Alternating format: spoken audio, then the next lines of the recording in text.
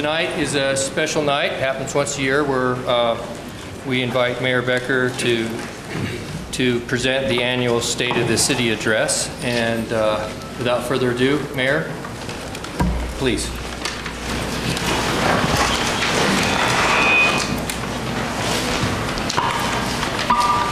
Good evening. I am honored to be here tonight, and I acknowledge the esteemed guests in the chamber this evening, and in particular, one of Salt Lake's newest residents, my mother, Ann Becker.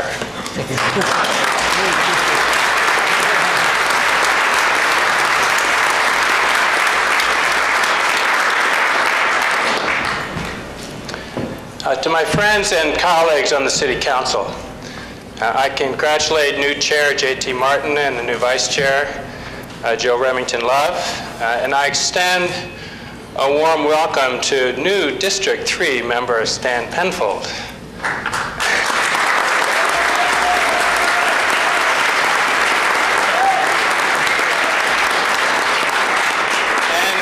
I welcome back for the start of the new term Carlton Christensen, Jill and Soren Simonson, and to Van Turner and Luke Garrett and JT, welcome back for another year on our council. I thank all of you for your dedication and hard work with which you pursue greatness for Salt Lake City. Tonight, as I deliver this, my third State of the City address, I continue to be honored to serve you and the residents of this wonderful city as mayor. I continue to be energized by this job. I'm energized by the potential that this city holds and by the amazing people in this community. Across the country and here in Salt Lake City, this past year has not been an easy one. But I have been heartened and inspired by the way the city and all of you have pulled together to forge ahead and accomplish so much in the way of improvements and progress for our home. This place holds the potential, but it's the people who tap into it and make it all happen. I'm always so encouraged by the people I get to work with, both inside and outside of City Hall. By the residents I meet out in our neighborhoods, as well as those who come to see me in my office. By the business owners I talk to who put it all on the line in and for Salt Lake City. And I am encouraged by the participation of residents who advocate different viewpoints because they bring on the robust dialogue that helps us govern better and achieve better outcomes for our city. As we strive for and achieve progress in our capital city, we cannot help but influence progress in our neighboring cities, in the state, and in fact in the region. As mayor, I regard this both as a significant responsibility Salt Lake City bears and as a point of civic pride. This past year was one marked by great dialogue and great progress in our city. And it is my hope that 2010 will see more of the same, and that Salt Lake City will continue as the centerpiece of our region. If I were to sum up the accomplishments of 2009 and our goals for 2010 in one word, it would be livability. Salt Lake City is a gem of an urban environment. It is a standout among American cities because of its livability. We all know what we have here. A metropolitan area with unsurpassed recreational outlets, gorgeous natural resources and scenery, a world-class research university, an international airport, lively neighborhoods and neighborhood centers, a thriving business community, a resurgent downtown, expanding public transit, increasing diversity in our population, and lots of culture and entertainment. By the way we care for these assets and facilitate the inevitable growth of our city, we model for our neighbors in this and surrounding states the kind of livability that makes a city great. During my administration, the measures we have taken and those that we plan to take in the future are centered on enhancing the livability of Salt Lake City. These measures fall into 4 essential categories: environment, efficiency, equality, and engagement.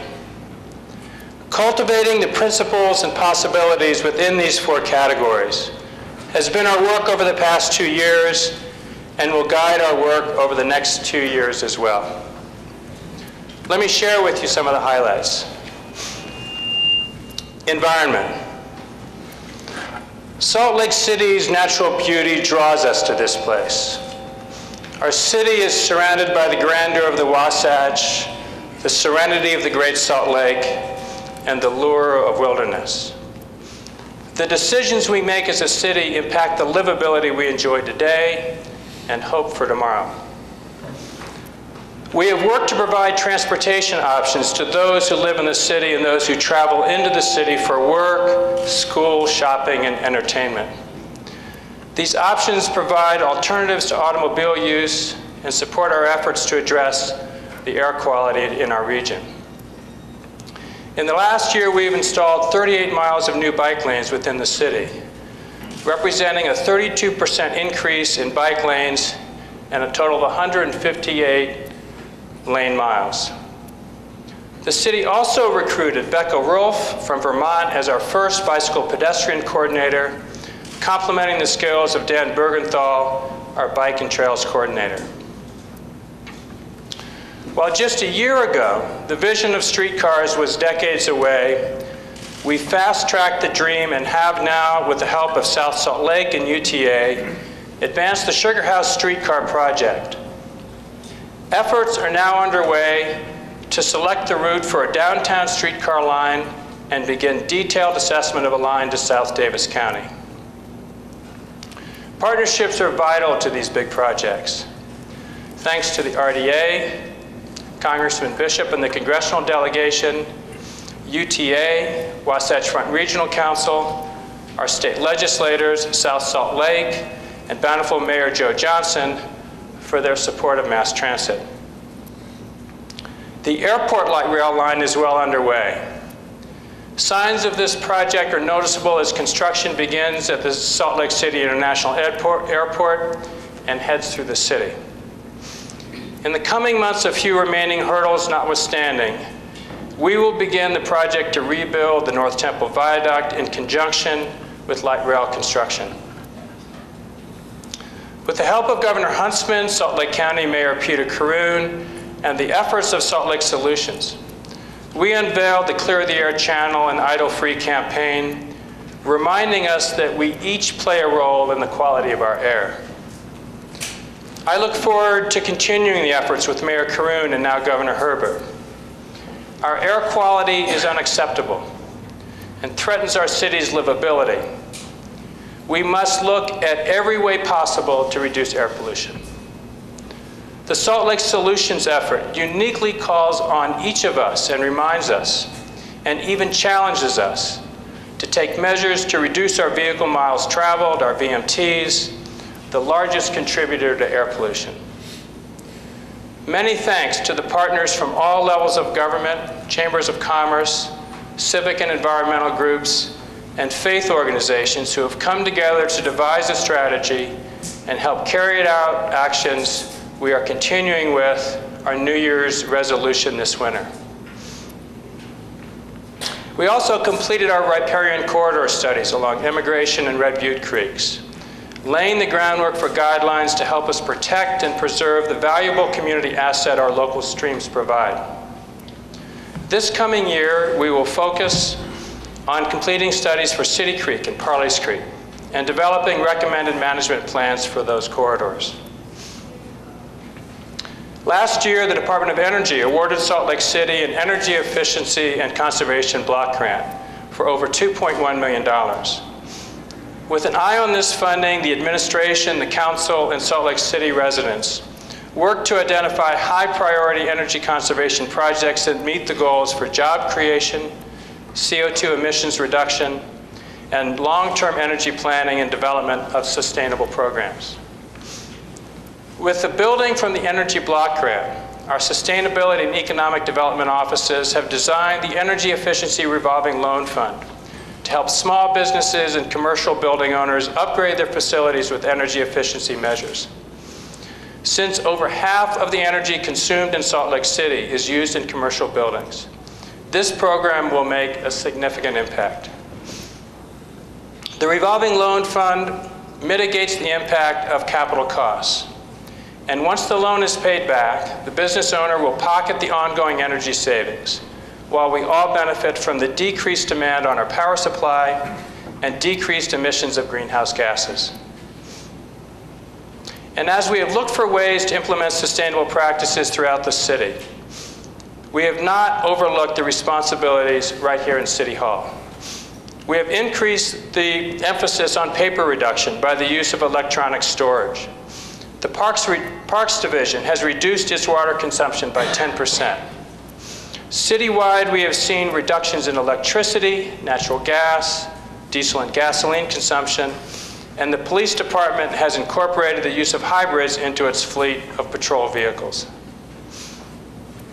We also continue to provide UTA passes to our employees who use mass transit. You don't think this makes a difference? Let me tell you about Bill Porm, the buildings operator and lead mechanic for Salt Lake City facilities.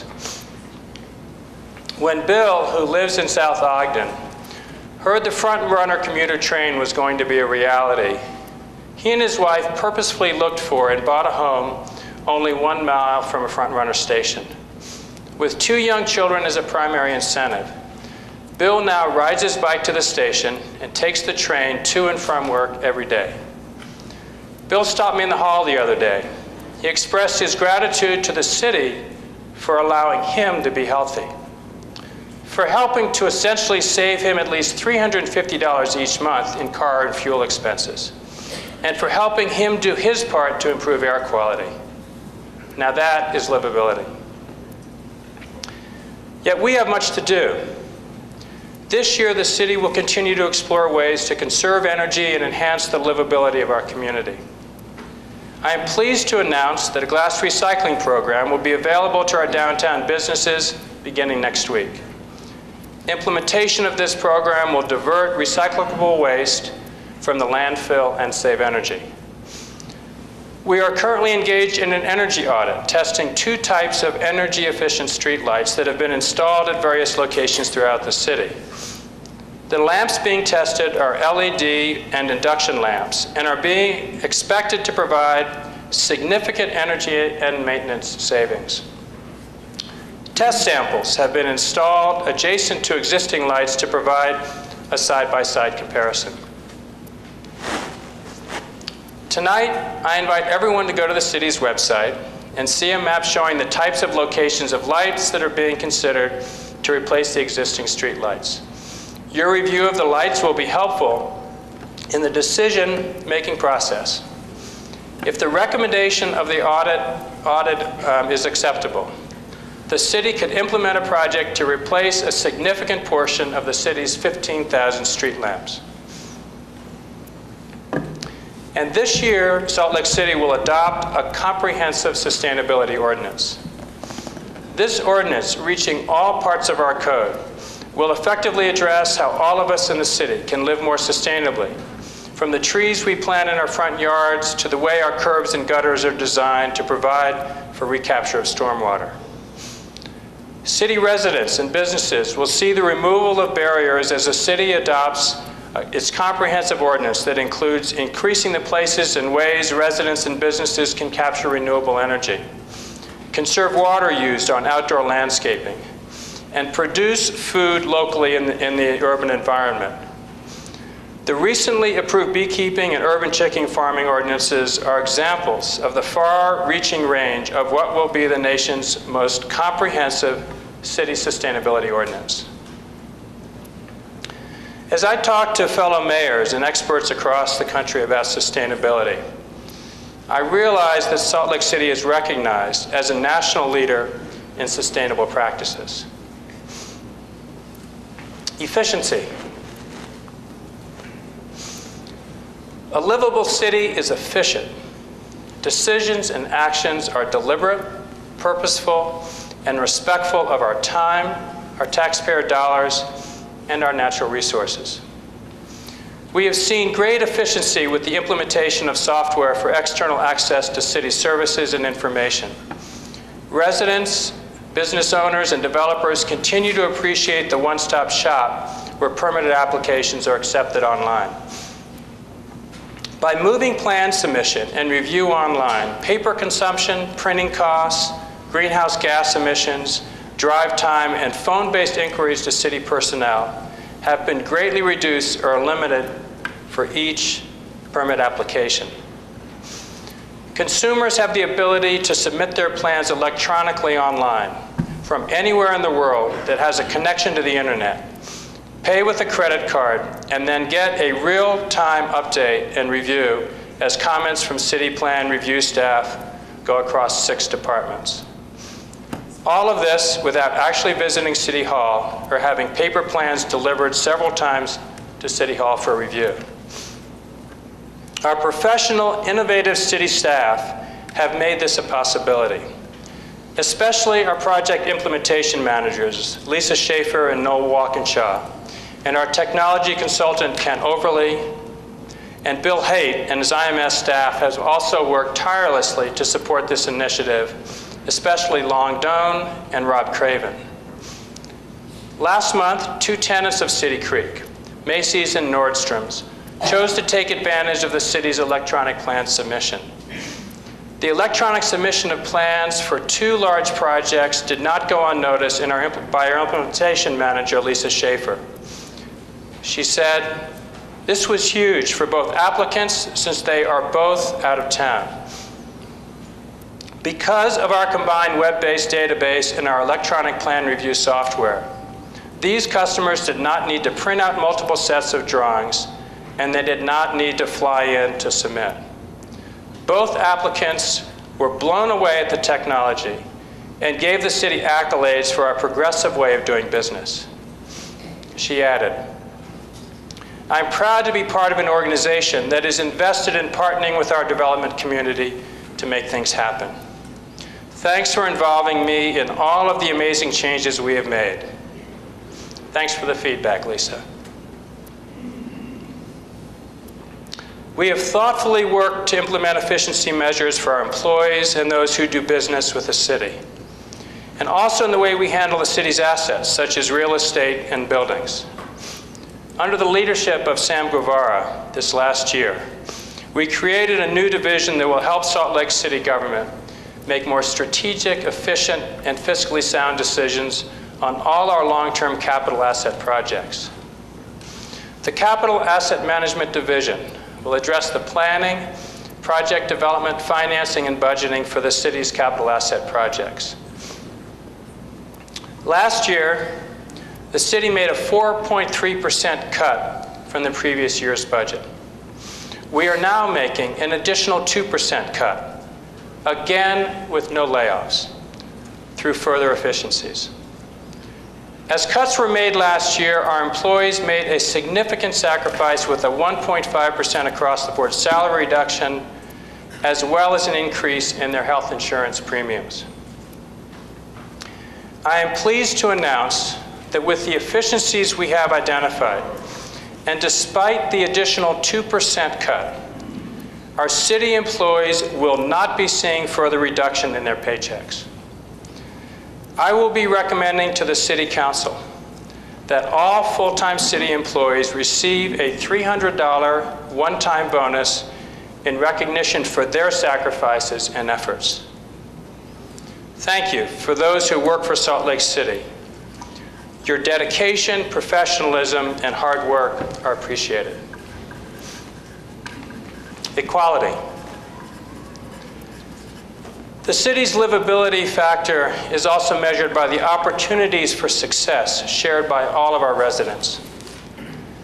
The inclusive nature of Salt Lake City's businesses, neighborhoods, and public places is vital to a strong sense of belonging. Under the direction of our Education Partnership Coordinator, Joanne Milner, we continue to work as partners with the Salt Lake City School District to ensure opportunities for success of all students in Salt Lake City. Last year, the city hosted the Early Childhood Learning Summit. Experts gathered to discuss the importance of investment in time and funding in the first 5 years of a child's life, critical to a child's development and lifetime success. With the help of federal dollars from the American Recovery and Reinvestment Act, we were able to assist individuals and families either without housing or were faced with the threat of losing shelter. Through the Homeless Prevention and Rapid Rehousing Program, our Division of Housing and Neighborhood Development put almost $1.7 million 3-year grant to work to quickly rehouse and stabilize those who are experiencing homelessness and help those who needed temporary help with utility and rent payments. And in December, the city hosted a conference to present ideas for a long-term strategy for homeless services in our city. Our Office of Diversity and Human Rights works diligently, quote, to elevate the protection of basic human rights for all Salt Lake City residents through policy solutions, education, advocacy, and celebration. Events and seminars are held throughout the year to educate diverse populations about the opportunities and rights that are available to residents of our city. Annually, the office hosts Diverse Business Day at the legislature to encourage civic engagement throughout the city's diverse communities. The office co-sponsored a community dialogue on sexual violence, working closely with several community organizations to promote awareness. And last month, we celebrated Human Rights Day, recognizing the many residents in our city who are refugees from other countries and make contributions to our community. The Office of Diversity and Human Rights and the Salt Lake City Human Rights Commission were integral to the passage of the non-discrimination ordinance unanimously approved by our City Council in November. Designed to protect city residents from discrimination based on sexual orientation and gender identity in housing and employment, the ordinances were supported by an overwhelming range of business, government, faith, and community leaders. This year, the Office of Diversity and Human Rights will launch the Mayor's Anti-Discrimination Campaign to address workers' rights. We will work closely with both employers and employees to educate the city's increasingly diverse workforce. Also coming online in 2010 will be the development of opportunities for the coordination of athletic and academic discipline for at-risk students in the tennis and tutoring program at Liberty Park. The aim of the program is to provide one-on-one tutoring and tennis instruction in partnership with the Salt Lake City School District, the University of Utah Benyon Center, the Utah Tennis Association, and other community partners.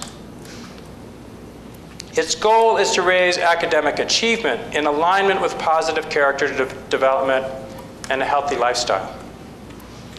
And because equality demands representation and access to basic services, the city is working aggressively to ensure all of the city's residents are counted in the 2010 census. An accurate census is important to the city for several reasons. Sales tax is distributed from the state level based partly on population as determined by the census. The results of the census determine how almost $400 billion in federal funds are distributed annually throughout the country. We want to make sure Salt Lake City receives its fair share. The city has formed a complete count committee to help us reach out to all communities throughout the capital city. We want all of our residents to know that filling out the census form is safe, confidential, and important to the services we provide here in Salt Lake City. Engagement. The city's livability is not only marked by its physical attributes, but also by its ability to engage its residents and its visitors. A livable city is host to spaces that foster the arts and human interaction and recreation, provides a fertile business climate, and is a place where the public input and participation in decision-making are welcome and integral to an open government process. Early last year, the city sought comments and input of the arts community in a series of facilitated meetings to discuss the proposed development of a performing arts center on Main Street. With the RDA's selection of a developer for the project now complete, we will be resuming those meetings, involving the arts and downtown groups as we move forward to determine the size, the scope, and the programming of the facility. We are currently negotiating an interlocal agreement with Salt Lake County to define partnerships and funding strategies for cultural arts districts for new and already existing cultural facilities. Main Street's cultural vitality and the vibrancy will be further enhanced with the RDA's purchase of the historic Utah Theater, finalized just last week. Part of a continuing thread of the momentum led by the development of City Creek Center, the historic space across the street from the future site of the Performing Arts Center will provide cultural and retail opportunities. A few blocks south of the Utah Theater, the Leonardo is taking shape to become the first science, tech, arts center in the country. As the Leonardo's senior advisor and Nobel laureate Muriel Capecchi says, the Leonardo is an important element in the future education of our community, state, and region. Asbestos removal has been completed and seismic renovation has begun. Last fall, I had the honor of announcing the official opening date for the Leonardo, which will take place in 2011, on the center's namesake's birthday, April 15th, a day we tend to think of for other reasons. With cultural opportunities rising, we are also seeing the rise of new parks and accessible trails to engage our passion for outdoor recreation. Community and development block grants kick-started new parks and soccer fields in Rose Park and Glendale. And the Parleys Trail is moving west through historic Nature Park. And the Jordan River Parkway is inching its way to completion as the final stretch to Davis County is now being designed, and options for trail crossings over the active Union Pacific rail lines are aggressively pursued. Indeed, the city's multiple livability factors, including new cultural and recreational offerings, play off one another, attracting and engaging businesses and development and moving us forward. We are seeing signs of economic resurgence in Salt Lake City, helping to bump us to a better economic position than many cities around the country. Perhaps you have heard the city economic developer, Bob Farrington, talk about the recent influx of business to our city. In downtown Salt Lake City, over 30 new street-level businesses have opened in the past several months. And this month, one of our city's local dining icons, Red Iguana, is expanding to its second location in the Euclid neighborhood on South Temple, and will soon open another outlet in the City Creek Food Court. Another local favorite, Rico's, has expanded with the opening of the Frida Bistro on 7th South and 5th West, not only helping to build economic benefits, but also providing us with new dining options. Downtown's beautiful 222 Main Street building is now open with tenants quickly filling spaces, and final preparations are underway for a major soon-to-be-announced tenant. One of the nation's largest parts dealers, O'Reilly Auto Parts, recently announced it was opening its Western Distribution Center in Salt Lake City and hiring 400 new employees, demonstrating our successful efforts to position Salt Lake City as a Western distribution hub. Other major new industrial expansions, remaining or adding hundreds of jobs to Salt Lake City, have been announced by the Waxy Corporation, Young Electric, Northrop Grumman, and Komatsu Machinery. Our small local businesses engage our neighborhoods and contribute not only to the city's unique characteristics of each community, but also to the livability of each community. Exciting businesses such as Pago Restaurant on 9th and 9th, Cucina and Nasi for special events in Sugar House, and Bingham Cyclery across from Pioneer Park bring energy and excitement to our urban neighborhoods. The Local First Utah organization aptly reminds us that local businesses are, in a real sense, the backbone of any community. It is nearly impossible to imagine our neighborhoods without them. In 2 weeks, on January 28th, our Economic Development Office will host the Neighborhood Business Conference, focusing on strengthening our neighborhood business districts and providing information about the city, how the city can be a resource and advocate for small businesses. Our residents have been engaged in the safety and security of our neighborhoods. They've been involved in neighborhood watch programs and have worked to support the efforts of our police department. Through the combined efforts of our skilled law enforcement officers and engaged residents, Salt Lake City has seen crime numbers and injury accidents at a 3-year low. Violent crime and property crimes are down 10%, and injury accidents are down over 15%. We will continue to work in partnership with residents to protect their safety and security and be responsive to their needs. Over the last year, Salt Lake City's Emergency Management Director, Corey Lyman, in conjunction with Salt Lake County and other municipalities, has been engaging city residents and emergency services professionals from all government levels to prepare for a full-scale earthquake exercise in 2012. As we work to play and live in our city, the way we make decisions and the opportunities for engagement of our residents as those decisions are made play an important role in the livability of Salt Lake City. Salt Lake Solutions has helped model the way the city works in partnership with residents, businesses, all levels of government, and organizations to make substantive changes for the progress of our city and address challenges and solve problems. With the completion of the Historic Structures Report just the other day, the Fisher Mansion Partners team will resume meetings to determine the eventual public use of this historic mansion along the Jordan River, the goal of the first Salt Lake Solutions project, and decide how to allocate $150,000 Save America Treasures federal appropriations awarded to the city with the help of our congressional delegation. This year, Salt Lake Solutions will participate in efforts to stem hunger in our community by helping facilitate planning for the development of a food security community center in the Glendale-Poplar Grove area. With the engagement of the People's Market, Wasatch Community Gardens, Utahns Against Hunger, and other community groups, the process includes an assessment of how the Jordan Park Greenhouse might be the primary location for security center activities.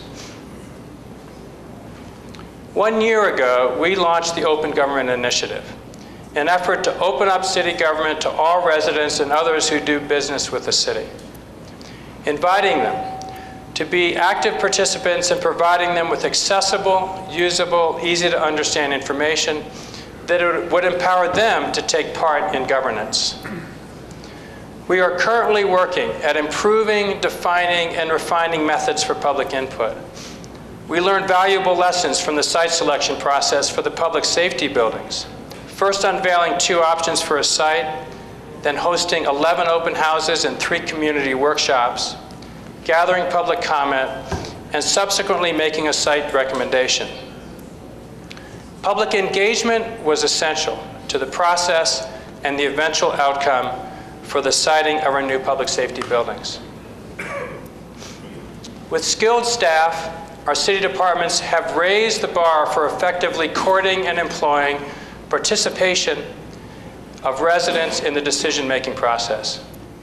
Our Public Utilities Department worked together with neighborhood-based organizations, individuals, and the Historic Landmarks Commission in what could have been a controversial project, the plan and implementation of the demolition of the 13th East Reservoir, and the aesthetic and successful, pleasing restoration of the site has been a great success.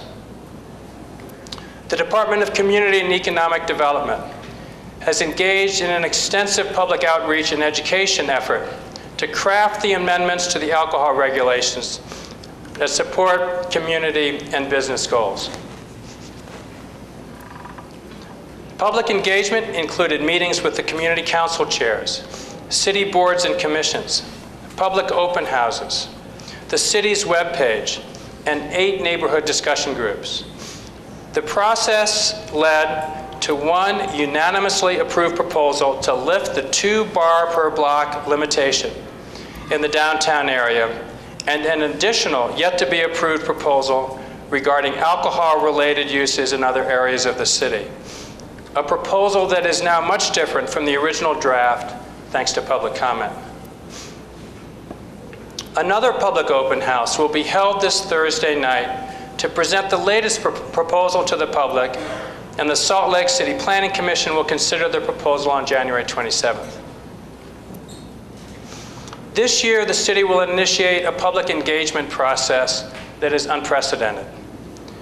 We will build on our efforts to promote engagement of the public at an early stage, incorporate the opinions and feedback into the beginning phases of the decision-making process, and routinely identify the issues and concerns of proposals before decisions are made. And as we explore alternatives and identify a preferred option and make a decision, we will provide information and the rationale for our decisions along the way for everyone to see and comment on. We will undertake the task of reviewing the relationship of the city and our neighborhood-based organizations, organizations that are essential to the strength and stability of our communities, and find ways to effectively support the efforts of residents and business owners. Now I'd like to share a complete example of livability. Our effort to redevelop North Temple as a complete street combines all of the efforts of livability. While we feel the pains of construction, we will see progress of a complete street in the making. Overall, our region is investing over $500 million to transform this neighborhood central corridor and entrance to our capital city. In addition to the light rail construction project, we are investing in undergrounding power lines along North Temple, embedding light rail track, bringing pedestrian-friendly sidewalks, bike lanes on-road and off-road, and landscaping along North Temple in a project we are now calling the Capital City Boulevard Project on North Temple.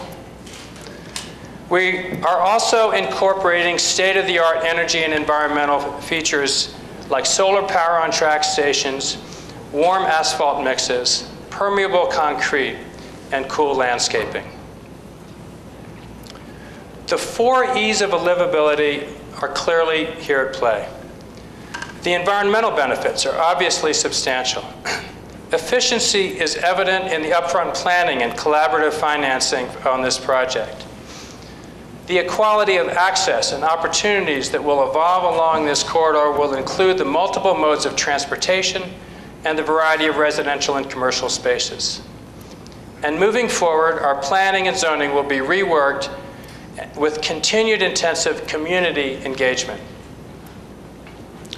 We will reshape this area of our city and create a grand entry for visitors, but more importantly, a real community worthy of the people who live here and the majesty of our city.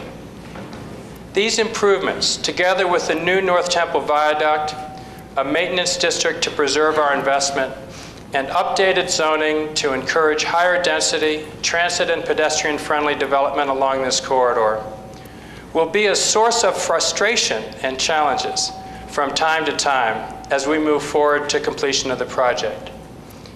I assure you it will be worth it.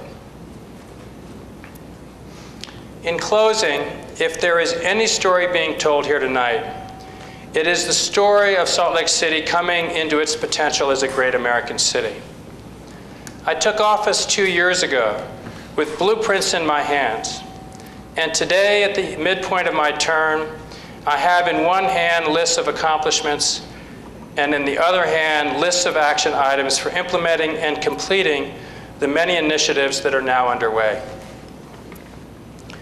Every step we take toward enhancing the livability in Salt Lake City is another step towards achieving that greatness.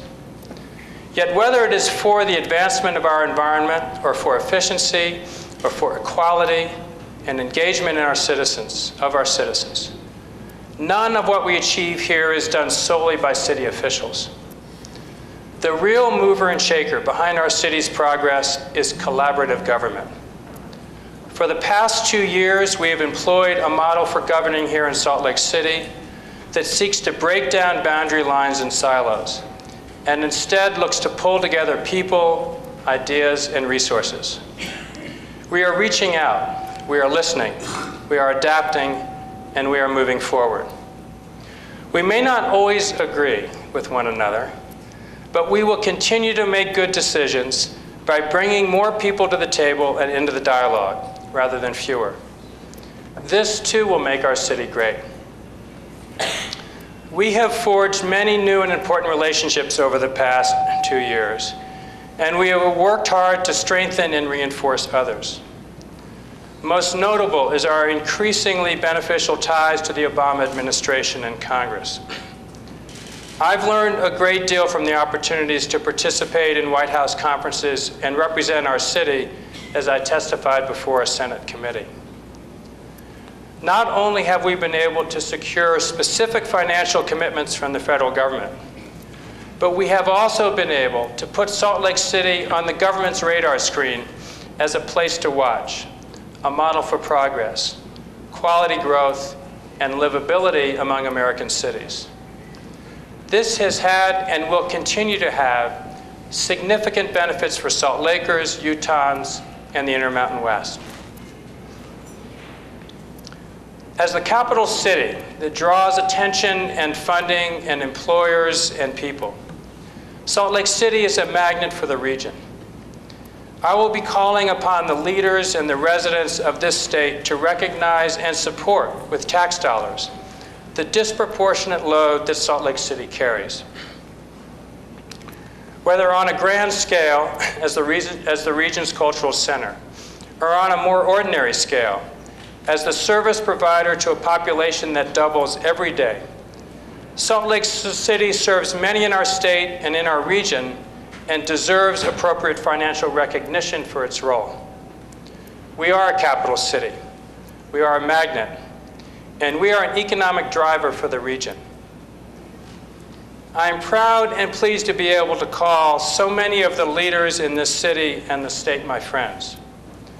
Whether city employees, community council chairs, other mayors, legislators, or other community leaders, I know we are all working together towards the same result, preserving and enhancing the livability of our communities. And I've been proud to share what we're doing in Salt Lake City with my colleagues in other parts of Utah. Most recently, other Utah municipalities have inquired about our non-discrimination ordinance, hoping to use Salt Lake City as a model for their own communities.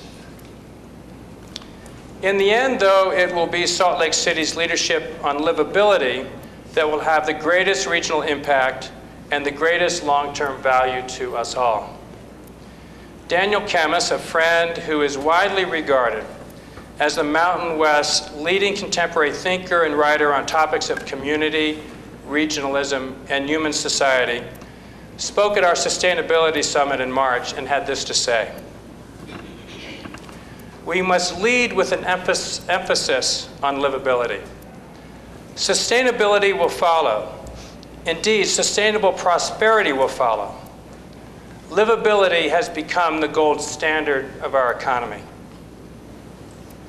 This is where we're heading, and all of us working together can make it happen. Please continue to join me in this journey. Thank you.